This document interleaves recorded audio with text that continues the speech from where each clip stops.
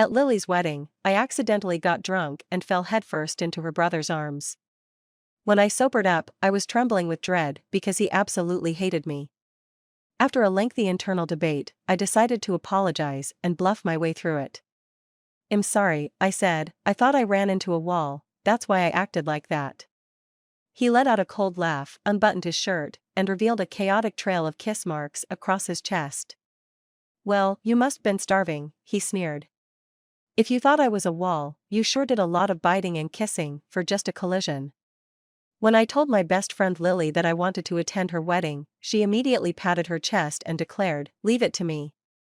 I'll give you a surprise." At the time, I thought she was joking. I didn't expect that a month later, she'd actually rush into a flash marriage with the man her family had arranged for her to meet. Also, I could witness an elite, high society wedding firsthand. I scolded her for being too impulsive, but as I stood there admiring the exquisite array of desserts at the wedding, I couldn't deny how excited I felt. After all, Lily was the youngest daughter of the wealthiest family in the city. This wedding was destined to be grand. The venue didn't disappoint. After squeezing out a few symbolic tears of reluctance, I indulged in 3 plates of hors d'oeuvres. It wasn't until I finally looked up from my plate that I saw Lily and her new husband exchanging rings on stage. When he leaned in to kiss her, a pang of melancholy welled up inside me. The sight stirred an inexplicable sadness, prompting me to pour myself 2 more glasses of champagne, forgetting completely that I couldn't handle my alcohol and was an even worse drunk. One glass turned into another, and before the wedding was over, I was thoroughly intoxicated. I stumbled toward the restroom to throw up, but even after I came out, my head was spinning. Dizzy and unsteady, I tilted my head back and wandered aimlessly until I bumped into something. It felt firm and solid. Sturdy, like a wall. Leaning against it felt surprisingly comfortable, so I buried my face into it and drifted off to sleep. When I woke up, I found myself at Lily's house. As my mind slowly pieced itself back together, flashes of last night's events played like a movie in my head. A familiar scowl surfaced in my memory, and I froze. Oh no! The solid wall I had leaned against last night wasn't a wall, it was Nicholas Biddle, Lily's brother, and my boss.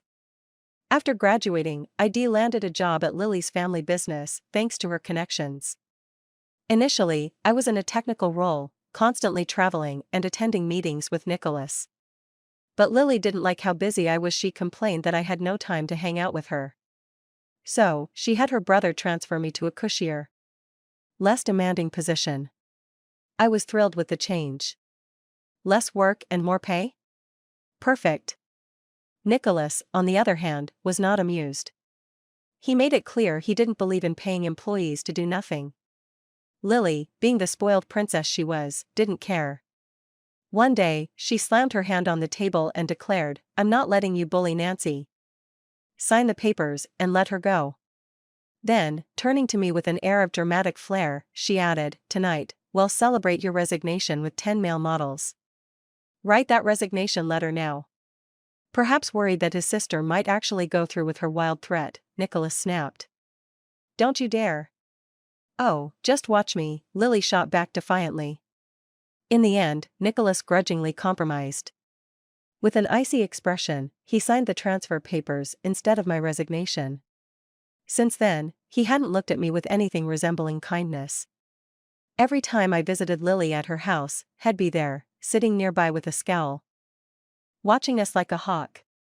His gaze made my skin crawl. It was like he was silently condemning me for being an unproductive freeloader. Not that I cared much. After all, I had Lily backing me up. Then there was that one time when Lily decided to address my perpetual single status. She told me it was time to settle down and start a family, and no amount of protesting on my part would change her mind. Under her relentless pressure, Nicholas begrudgingly handed over his friends' profiles, his expression a stormy shade of fury. The truth is, I'd been on my own for a long time. My parents passed away early, and I've spent most of my life fending for myself. I don't have many friends, but Lily has been my rock, the closest thing I have to family. To her, I'm more than just a friend. I'm a sister. And she knows me better than anyone. She knows how deeply I long for a complete family, one that could fill the void left by my parents' absence. It's something she's never stopped worrying about. Even more than I do myself. At first, Lily suggested that I marry her brother, keeping it all in the family. But as soon as she remembered Nicholas's attitude toward me, she scrapped the idea without hesitation. No way. Marrying him would be worse than marrying Joey. At least Joey likes you, she said. Joey was Lily's dog, and admittedly, he adored me. Had always snuggle into my arms and refused to leave. Cut it out. Joey's your baby, don't try to pawn him off on me. Jokes aside, Lily earnestly scoured her social circle for eligible bachelors. Among the carefully curated options, I picked the most handsome one and said I wanted to meet him. You've got good taste, Nancy. She exclaimed. This guy's the most handsome out of all my brother's friends. But fair warning, he's a player. He's had a lot of girlfriends, though he's principled. Once he's married, he won't fool around. I waved off her concerns. A man's kindness might be fake, but his good looks? Those don't lie. Besides, a handsome husband is a trophy. I'd love to hear people gush, wow, your husband is so gorgeous. I'm shallow like that. On the day of the meeting, Lily got held up with something and told me to head to the venue first. As I approached the private room, I overheard voices from inside. Nicholas' unmistakable drawl caught my attention. So, Nicholas, you know Lily's friend well, right? What's she like? Asked Sean, the bachelor I was supposed to meet. Nicholas' voice was lazy, almost indifferent. Her? She's average. Lazy, clumsy, always oversleeping, procrastinating, crying, and talking too much. She's careless with everything she does. She's not the type your parents would approve of. Sean sighed, sounding disappointed. That's too bad. From her picture, she looks like someone they'd like. But if she has so many flaws, it might not work.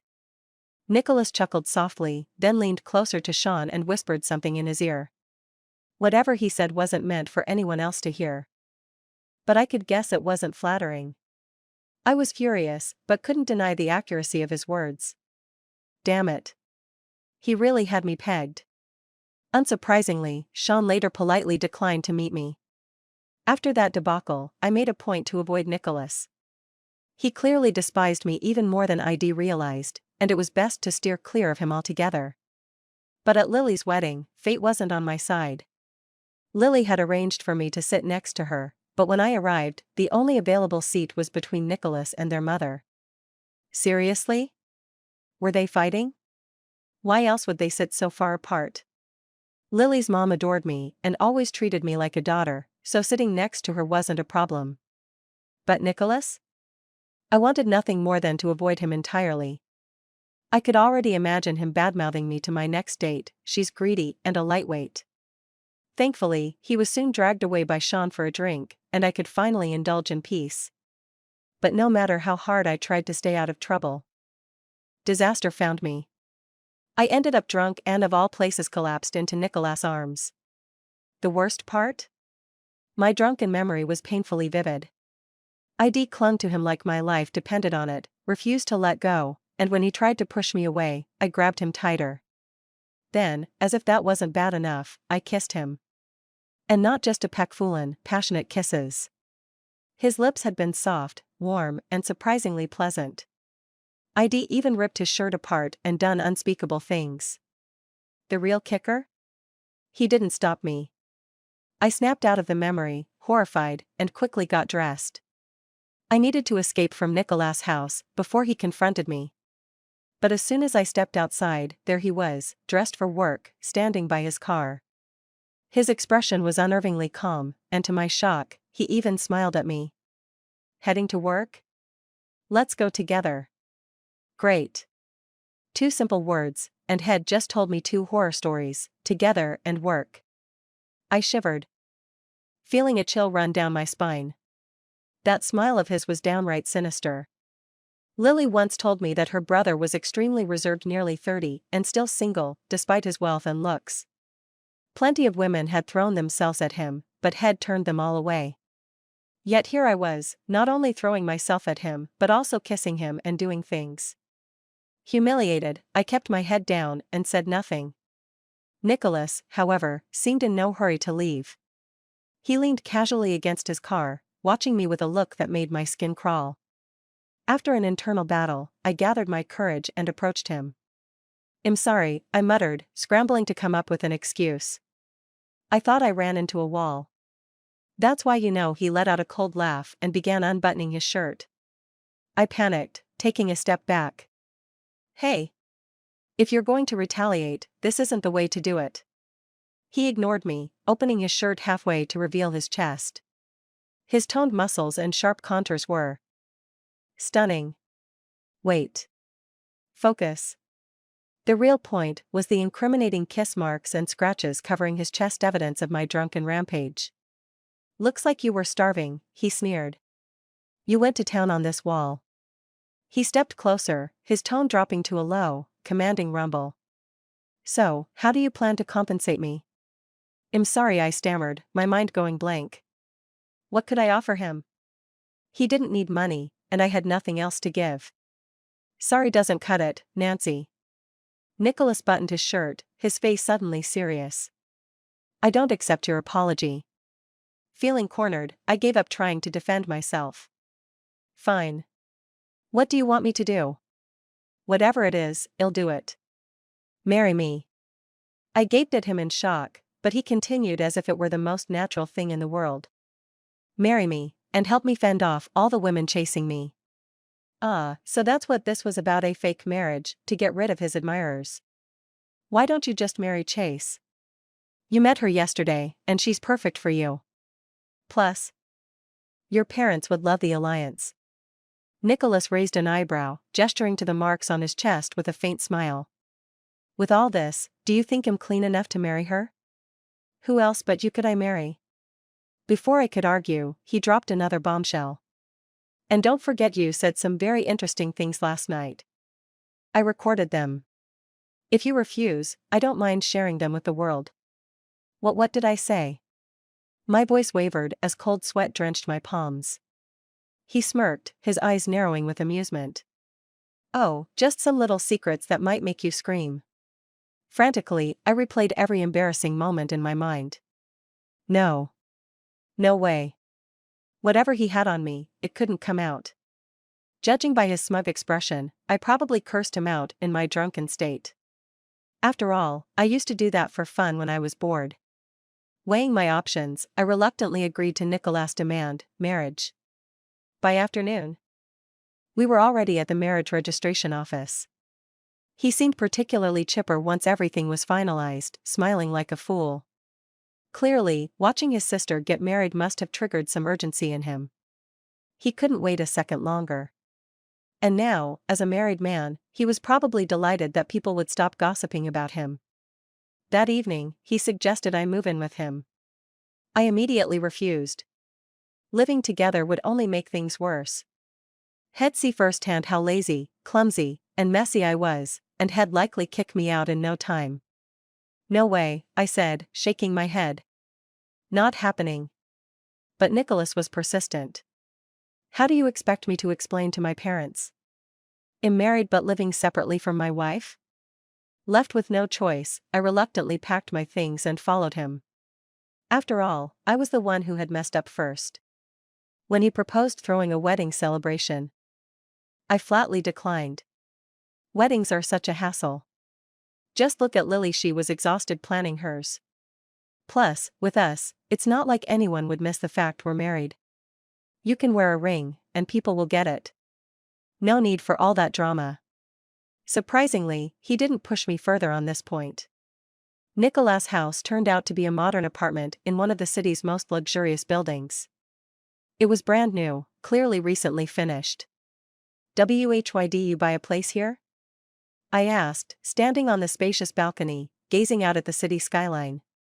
This was my dream apartment, the kind of place I'd always fantasized about. From the balcony, you could see the whole city, and on clear days, sunsets would bathe the space in golden light. But reality had confined such dreams to my imagination. For Nicholas, though, it was just a casual purchase. "I liked it, so I bought it," he replied nonchalantly. "Damn rich people. Couldn't they just colonize another planet and leave the rest of us alone?" Knowing I was living in his house and knowing his opinion of me, I resolved to tread carefully. No room for my usual messiness. He put me in the bedroom next to his master suite, which had its own balcony adjacent to his. Every morning, the second I heard his balcony door open, I'd jump out of bed and start getting ready. No more lounging around. When Nicholas saw me dressed and ready early, he'd sometimes quip, "What a miracle you're actually out of bed." It was true. Back when I lived with Lily, I'd often cling to her and sleep until noon. During breakfast, I tried to take on more responsibility. Once, I volunteered to wash the dishes, but before I could even finish my sandwich, Nicholas had already loaded the dishwasher. He didn't comment on my efforts, but he did offer to drive me to work. Oh, and he was absurdly generous with money. Whenever he handed me a check, the numbers on it were so staggering that I had to count them twice to believe it. At this rate, I figured, I could afford my own dream apartment once we divorced. Maybe even date a young, handsome guy after that. My future was looking bright. I was smiling to myself, lost in these thoughts, when Nicholas' voice jolted me back to reality. "What's so funny? You're practically drooling," he remarked. I turned my head to find him casually gripping the steering wheel with one hand, his fingers drumming lightly as he gave me a side glance. "Just thinking about handsome guys," I blurted without thinking. His face darkened instantly. I quickly backtracked. I was thinking about the advertising project I need to work on. Wondering what type of spokesperson we should get." "Not a man," he said coldly. "But it's a men's underwear ad." "Switched to 3 new projects after this one," he interrupted sharply. "Now, get out." The rest of my day at the office was overshadowed by Nicholas' scowl.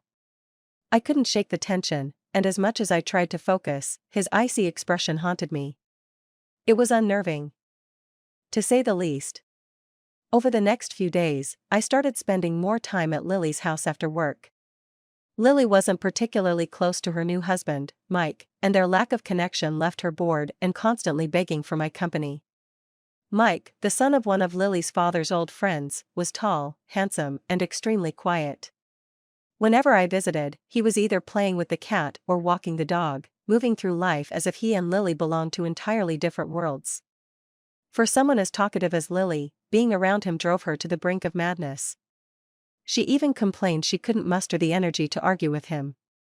When Lily found out about my whirlwind marriage to Nicholas, she wasted no time confronting him. "If you dare treat Nancy poorly, I'll make you pay for it," she declared. "Nicholas, I've always thought of you as my brother, but now you've stolen my best friend. Nicholas, you know I've never had many friends growing up. You can't just take Nancy away from me." Lily pointed at him with dramatic indignation, looking as if he'd broken her heart. Nicholas let her rant, his expression patient, and nodded along as if agreeing to all her demands. But at the very end, he calmly uttered just 2 words, "Not returning." Despite her theatrics, my relationship with Lily stayed the same. We'd still lounge on her couch, chatting and gossiping like old times. As night fell, our conversations inevitably shifted back to our personal lives. Lily fiddled with a strand of her hair, her tone turning serious. "So, how's my brother treating you? Is he giving you a hard time? Back when I asked him to set you up with someone, he acted like the idea of you dating his friends would ruin their lives. And now, he's married to you? What changed?" I gave it some thought and shook my head. "Actually, he's been pretty good to me. He doesn't even seem to dislike me as much as he used to. Probably because now that you're married, he's too busy being your husband to be your enemy," Lily teased. She sighed dramatically. "I swear, Nancy, just a few months ago, you told me you'd avoid my brother at all costs. And now you're defending him? Love really is blind." I smiled bitterly. Between Nicholas and me, there wasn't a shred of love-only mutual convenience. Shifting the conversation, I asked, "What about you? You married a guy just so I could be a bridesmaid and attend a wedding. Every time I think about it, I feel so guilty." Lily shrugged nonchalantly. "Someone in our family was bound to marry for business. Nicholas refused, so it had to be me. Why wouldn't he do it? No wonder their family had been pressuring him to marry for so long, only for him to keep putting it off." Because he's got someone in his heart, Lily replied matter-of-factly. That's just how he is. Once he sets his mind on something, no one can change it. Besides, it doesn't matter to me. Marrying anyone would have been the same. She smiled at me. A mix of resignation and indifference. Just as I was about to offer her some words of comfort, Mike's voice called out behind me. Nancy, Nico's outside waiting for you. Mike's expression was far from friendly. With visible annoyance, he added, you should head home, it's already dark. Lily and I exchanged confused glances. I lowered my voice to a whisper. How does he know I'm here? I told him I was out with coworkers. Lily tilted her head, her gaze shifting toward Mike, who suddenly looked away, avoiding eye contact with an almost guilty expression. After picking me up, Nicholas said nothing, driving home at a leisurely pace. I leaned my head against my hand, gazing absent-mindedly out the window. My thoughts wandered to the person he supposedly liked. Who could it be? I wanted to ask outright but held back, feeling it was too personal to pry. My curiosity simmered quietly. But I didn't have to wait long for an answer. The next day at work, just as I was about to sneak in a quick nap, a sudden commotion jolted me awake. Mr. Biddle is on a rampage in the conference room. Someone shouted. He's been yelling for half an hour, not a single repeated word, and not a single curse. Who messed up so badly? He hasn't been this angry in ages. That man's arguments are bulletproof. If you argue with him, you're dead. Let's go. We have to see this. At the mention of a spectacle, my drowsiness vanished. I had never seen Nicholas lose his temper before, and I was morbidly curious. I joined my coworkers, sneaking along to the meeting room to watch. When we arrived, Nicholas was mid-rant. He slammed a stack of documents onto the table, scattering papers everywhere. I instinctively shrank back. His secretary, Annie, rushed over, shooting a glance at us onlookers, before entering the room. She quickly gathered the fallen papers and whispered something in his ear. Nicholas paused, his sharp gaze briefly scanning the room. My colleagues and I ducked out of sight, holding our breath. After Annie finished speaking, Nicholas' demeanor shifted. He touched his nose awkwardly, a faint smile tugging at his lips. The ferocity from moments ago melted away, replaced by a gentler expression. My sixth sense immediately kicked in. There was something different about how he felt toward her. Annie really is something, one coworker whispered. No one else can handle Mr. Biddle like that. Of course. She's been by his side for years. With his ridiculously high standards, only someone as competent as Annie could stay. You think he's waiting for her? His sister's already married, but he hasn't tied the knot yet. Wait, Mr. Biddle isn't married? Another asked. But I saw a wedding ring on his finger. Probably just for appearances. If he got married, it wouldn't be this quiet. Remember the spectacle his sister's wedding caused? There's no way he'd be low-key. Exactly. Wearing a ring doesn't mean anything. Look at Nancy, she's wearing one and she's single. Still. Mr. Biddle and Annie look perfect together. Such a stunning pair. Did you know it's Annie's birthday today? I delivered a file this morning and saw a gift box on Mr. Biddle's desk. It looked like it might be a necklace. As my coworkers gossiped, I couldn't help but glance back into the room. They were right, Nicholas and Annie did look good together. A pang of guilt stabbed through me. What if my drunken mistake was the reason he couldn't be with the person he truly cared about? Before the end of the workday, Nicholas texted me, I have something to take care of tonight. Don't wait for me, go home first. I replied with a polite got it and prepared to head out. Naturally, I tried calling Lily, but it took her a while to answer. When she finally picked up, her voice sounded rushed. Nancy, I'm busy tonight. Before I could respond, I caught the faint sound of heavy breathing on her end, followed by Mike's low, raspy voice tinged with frustration, focus. I immediately hung up, tossed my phone aside, and flopped onto the couch. Great. They were definitely busy. Lying there, my mind wandered. Nicholas was probably having dinner with her right now, wasn't he? Her, the person he actually liked. I wanted to call him, just to know where he was, but doing so would cross a line. We weren't in the kind of relationship where we kept tabs on each other's schedules. Still, why did I feel so disappointed? I kept telling myself to stay in my lane, yet I couldn't stop my heart from wanting just a little more. My phone screen stayed on Nicolas' number, my finger hovering over the call button. But I couldn't bring myself to press it. Lost in my own internal battle, I was startled by the sound of the front door unlocking. Nicolas was back. Seeing me still lounging on the couch, he held out a shopping bag. "Take this," he said, gesturing for me to grab it. Then, lowering his head slightly, he added, "There's a business dinner tomorrow night. Will you come with me?" "Me? Me?" I blinked in disbelief. "You want me to go? It'll embarrass you."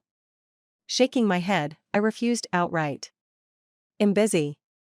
Nicholas frowned. "Busy? Let me guess, you're going to see Lily again?" "No," I hesitated before blurting, "why don't you take Annie instead?" His sharp eyes narrowed as he leaned casually against the wall, crossing his arms. A sly grin crept onto his face. "Why should I? It's not during work hours. If I take her, I'd have to pay her double for overtime. That's a waste." "I'm taking you." I rolled my eyes blatantly this time. Typical capitalist. "Why don't I count as overtime? Besides," he continued lazily, "it's a family event. And you're my family." Before I could argue, he pushed the shopping bag into my hands. "Try on the dress," he instructed. I spent a long time picking it out, and the size should fit. "You know my size?" I asked, peering down at the elegant dress inside. The question slipped out thoughtlessly, my focus still on the garment. Before I realized it, he had stepped closer. His gaze sparkling with mischief. Leaning down, he ruffled my hair and smirked. "Of course I do, I measured you myself."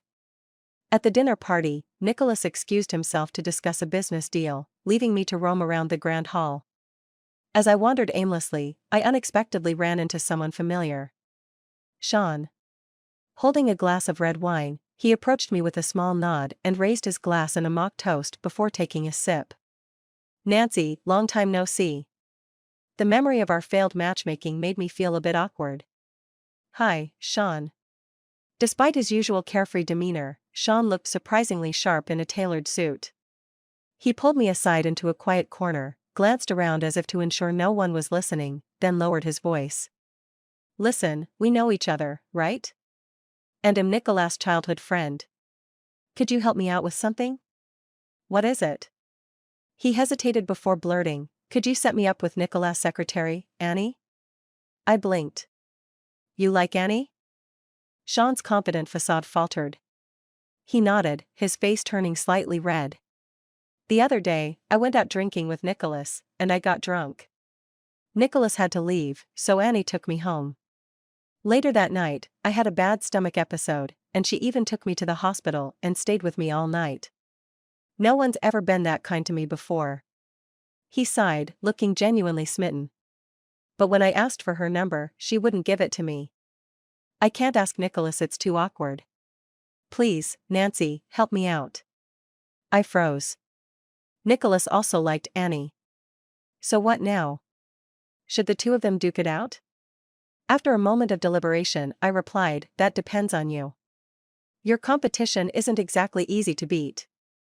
Sean grabbed my arm, shaking it with urgency. "What?" I checked, "She's single." "Is there someone else she likes?" With a heavy heart, I nodded. His shoulders slumped as he murmured to himself, "Why can't that person be me?" I was about to offer some comforting words when a familiar voice rang out from behind us. "Sweetheart. There you are. I've been looking all over for you." I turned to see Nicholas striding toward us, his voice loud enough to draw attention. His sudden outburst had turned quite a few heads in our direction. He reached me and casually draped an arm around my shoulders, pulling me closer to him. Blushing furiously, I shot him a glare and hissed through gritted teeth, "Stop calling me sweetheart." Nicholas ignored me completely, throwing a sharp glance at Sean before steering me toward the exit. As we stepped outside into the crisp night air, He slipped off his suit jacket and draped it over my shoulders. The scent of his cologne mingled with the faint aroma of red wine, enveloping me as he walked ahead, blocking the biting autumn wind. I stared at his broad back as he strode forward with purpose, shielding me from the chill. For some reason, in that moment, I felt a pang of sympathy for Sean and his earlier look of quiet despair. That night, I couldn't sleep. Lying in bed, my mind spiraled into chaotic thoughts, especially about whether I should help Sean. I tried calling Lily for advice, but she didn't pick up. Just as I hung up to redial, a sudden shout echoed from outside my room. I sat up quickly. What was that noise? It sounded like Nicholas. Throwing on my slippers, I hurried out to find him curled up on the couch, clutching his leg, eyes squeezed shut. His trembling hand pointed at the floor as he stammered, "There's a big bug." I stared at him, utterly speechless. A grown man 30 years old scared of a little bug? But seeing how shaken he looked, I decided against teasing him.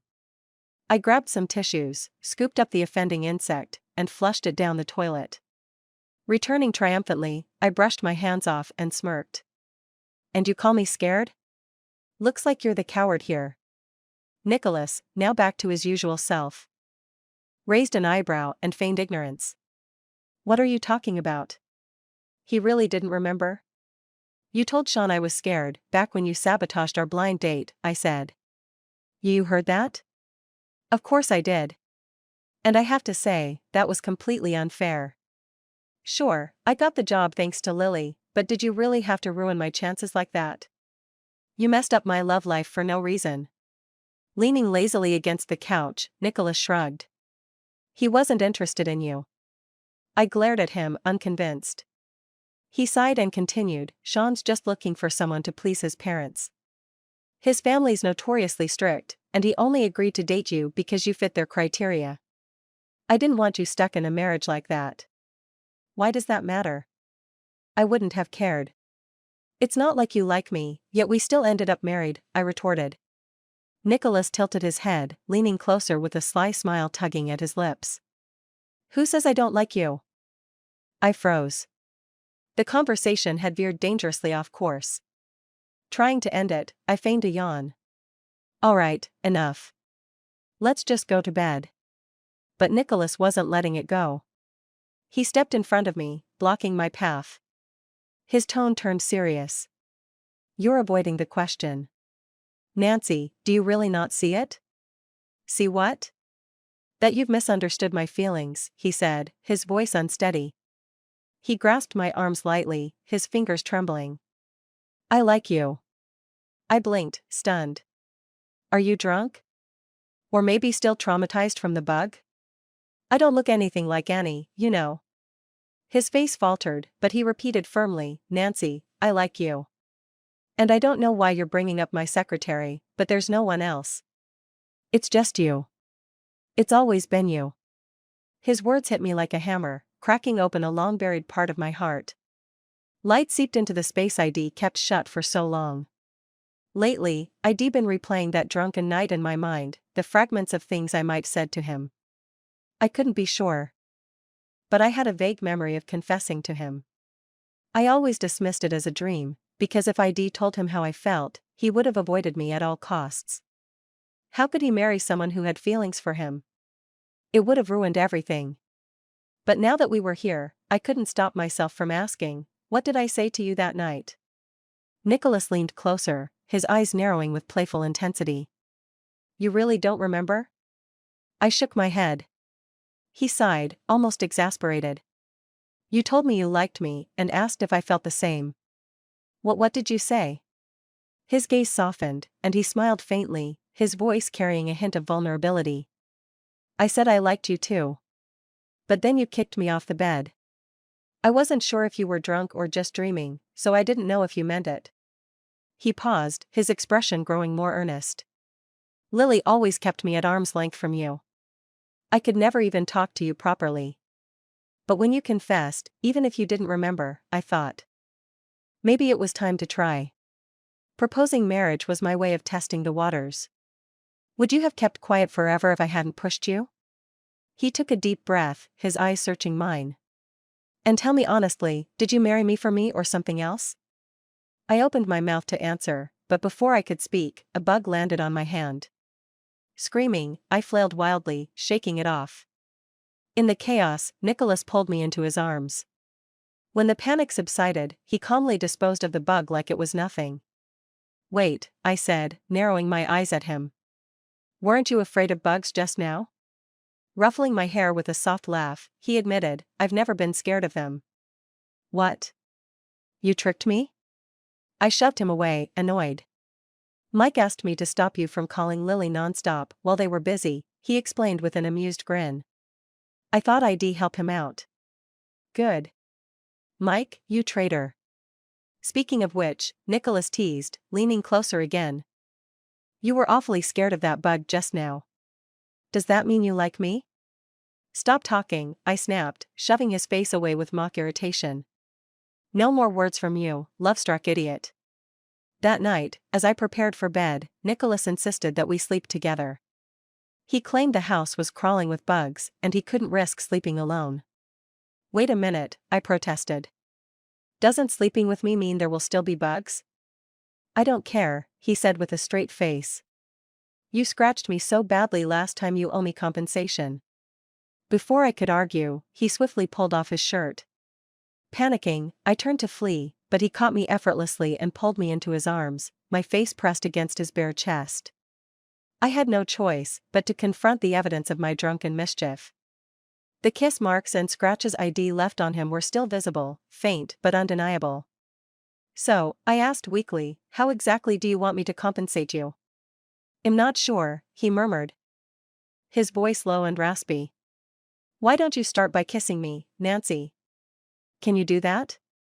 I froze, startled by the husky timbre of his voice, and glanced up at him nervously. His eyes glistened, and he leaned down, locking his gaze with mine.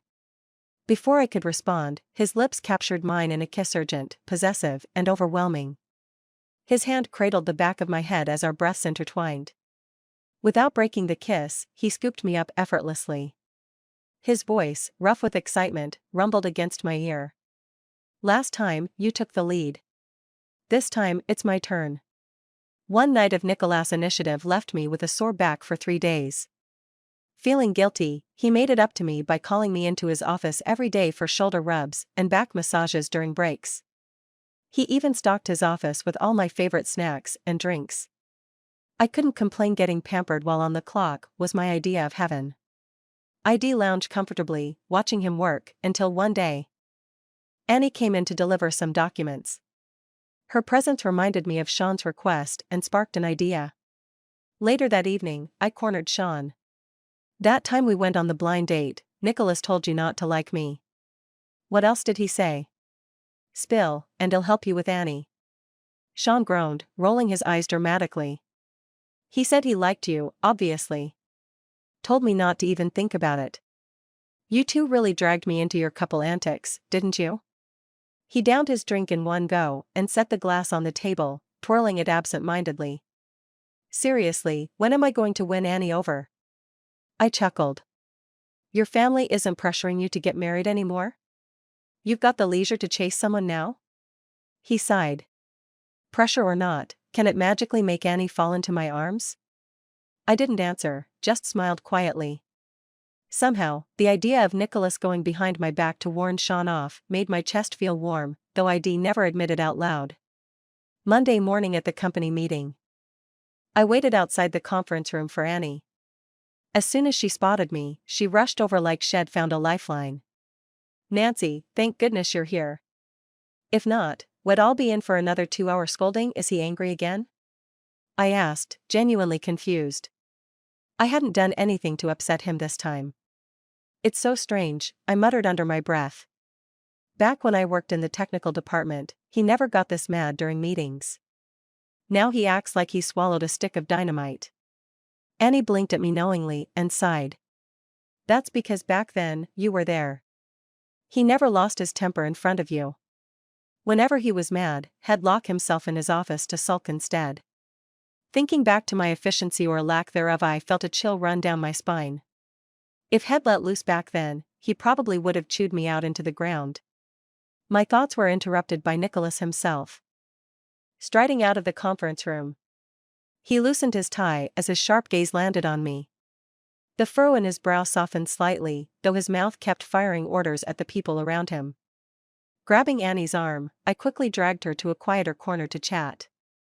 I brought up Sean's request to pursue her, gauging her reaction carefully. She looked uneasy at first, so I immediately reassured her. He just asked me to pass along the message. You're under no obligation to agree. It's entirely up to you. Annie seemed thoughtful for a moment before shaking her head. I'm not interested in dating right now. I just want to focus on my career. She scratched her head sheepishly, her wide eyes sparkling with humor. Honestly, when I helped take care of Sean that night, it was just because Nicholas paid me overtime. Double pay. All I had to do was sit there while he slept. It was easy money. Then she added with a grin, Nancy, since I'm so career-driven. Could you convince Mr. Biddle to give me a raise? I dutifully relayed her words to Sean, expecting disappointment. Instead, his eyes lit up with determination. She wants to focus on her career, huh? He bellowed, slamming the table. Fine. Let's make it happen. I thought he'd lost his mind. Turns out, he really had. Sean dug up Annie's salary from Nicholas' team and immediately offered her triple the amount to join his company. Annie, holding the contract in her hands, glanced apologetically at Nicholas, who had been her boss for years. She gave him a small bow before skipping off, happily clutching her new employment papers. When Nicholas found out what had happened and my role in it, he cornered me in his office. His fingers traced lazy circles along my waist, his expression a mix of amusement and mock annoyance. You really outdid yourself this time, he said. Do you even realize what you've done? I shook my head. Not particularly eager to find out. You just poached my secretary. Do you know what that means? I tilted my head, waiting for the punchline. It means I'm mad at you, he said, voice low as he leaned closer. And tonight, you're going to make it up to me. I exhaled in relief. At least he wasn't asking me to fill Annie's role. But later that night, as I struggled to keep up with his punishment, I regretted everything. Being his secretary might have been the easier option after all. After the start of autumn, Lily announced she was pregnant. I immediately went to see her, only to find Mike practically glued to her side, holding her possessively as if to stake his claim. Be careful, he warned, his tone serious. Don't hurt my wife. Humph. I thought. You didn't seem worried about hurting her when you were busy making this baby. Since getting pregnant, Lily's appetite had grown voracious. Under her influence, Mike, who used to be a complete novice in the kitchen, had somehow transformed into a 5-star chef. As she stuffed a piece of steak into her mouth, she mumbled between bites, "Can't you and my brother have a wedding? I want to attend your wedding." How could I deny such a simple wish from my pregnant best friend? That night, I brought up the idea to Nicholas. To my surprise, he didn't seem too thrilled. He furrowed his brows, staying silent. I nudged him. He snapped out of his thoughts, lightly tapping the top of my head. Silly, a wedding is for ourselves, not for others, he said softly. I rubbed my head and pouted, grumbling, but Lily did it for me. She was already planning to get married, he replied with a smirk. She just made it sound like it was for you to tease you. I fell silent, realizing he was right. So, Nicholas asked, tilting his head slightly, do you really want to have a wedding? If it's with you, I murmured, half buried in his chest. Then I do. My words clearly pleased him. His lips curled into a faint smile, the corners lifting ever so slightly. He wrapped his arms around me, pulling me closer as if sealing my answer in his heart. The wedding was set for the following spring. With Nicholas and his family by my side, helping organize everything, the process didn't feel nearly as overwhelming as I'd imagined. On the big day, dressed in my wedding gown, I slowly made my way toward Nicholas. The moment I took his hand, a single tear slipped down his cheek. I gently wiped it away, cupping his face in my hands. In a voice meant only for me, he whispered, I love you. Thank you for hearing me. I glanced at his hand, noticing he was still wearing the cheap ring I'd impulsively bought at a roadside boutique the day we registered our marriage. During the reception, as we mingled with guests, Nicholas discreetly swapped out all my wine for juice. Raising his hands in mock surrender, he teased, "I can't handle another one of your drunken escapades." The memory of that wild night flashed in my mind, and my cheeks flushed scarlet. Obediently, I sipped my juice. While chatting with friends, I noticed Sean seated next to Annie. Nicholas, standing beside me, couldn't help but grumble, "Does being your secretary now come with mandatory wedding attendance?" Sean grinned smugly. "She's not my secretary anymore. She's my girlfriend." Annie shot me a playful wink, and everything immediately made sense. Later, she sidled over to me and whispered, "Thanks for setting things up, Nancy. This fool's money is just too easy to earn. He's paying me $10,000 an hour for tonight, and all I had to do was have dinner and pretend to be his girlfriend." She flashed me a cheeky hand gesture, her expression brimming with satisfaction. I mean, who could say no to that kind of money? I gave her a thumbs up, both in admiration and solidarity. As I glanced back at Nicholas, now laughing and chatting with his family, warmth flooded my chest. Surrounded by love and happiness, this wedding was more than just an event, it was the beginning of a life I couldn't wait to live. That night, I stayed sober. Nicholas, however, got drunk. He slumped against me, murmuring incoherent nonsense. Remembering how he'd secretly recorded me during one of my drunken rants, I decided to return the favor. Grabbing my phone, I hit record. But all he mumbled, over and over, was, "Baby, let's stay like this forever, okay?" "Okay," I whispered back softly. After that, I turned off the recording. Then, with complete clarity, I tore open his shirt, kissed him fiercely, and left my own marks on him. The end.